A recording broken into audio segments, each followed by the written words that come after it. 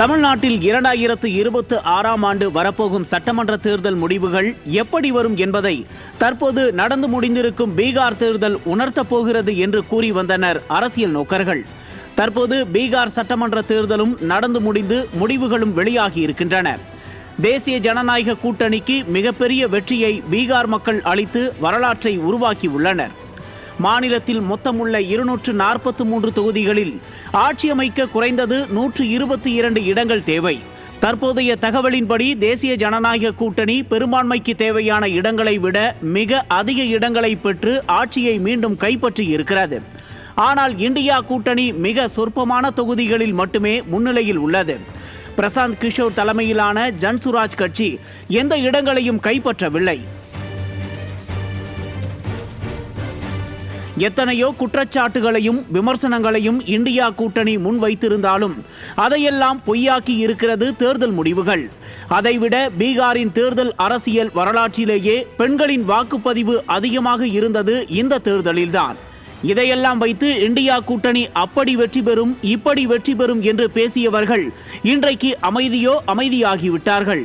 காங்கிரஸ் கட்சி RJD கட்சிகள் இணைந்து ஏதோ வானத்தை வளைத்து விட்டதை போல பேசியவர்கள் இன்றைக்கு எங்கோ சென்று ஓடி ஒளிந்து கொண்டிருக்கிறார்கள்.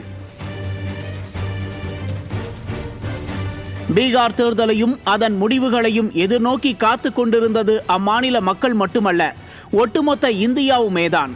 இன்னமும் சொல்லப்போனால் தமிழ்நாடு பீகார் தேர்தலை மிகவும் உன்னிப்பாகவே கவனித்துக் கொண்டிருக்கிறது. தமிழ்நாட்டில் அதிமுக தலைமையிலான தேசிய ஜனநாயக கூட்டணியின் வெற்றிக்கான முன்னோட்டமாகவே பீகாரின் வெற்றியை பார்க்கிறார்கள். இதனாலேயே கொஞ்சம் வைத்தெரிச்சலில் இருக்கிறது திமுக. பெண்கள் வாக்குகள் பீகாரில் எந்த அளவுக்கு ஆட்சி மாற்றத்தை கொண்டு வந்திருக்கிறது என்பதை புள்ளி விவரங்கள் தெரிவிக்கின்றன.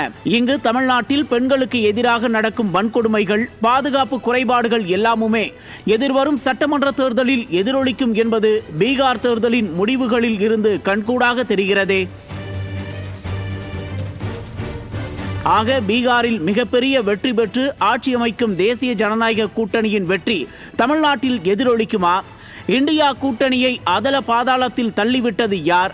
பீகார் மாநில தேர்தல் முடிவுகள் சொல்லும் செய்தி என்ன என்பன போன்ற பல்வேறு கேள்விகளுக்கு விடை தேடுகிறது இன்றைய நியூஸ் ஜே உரிமை குரல் நிகழ்ச்சி.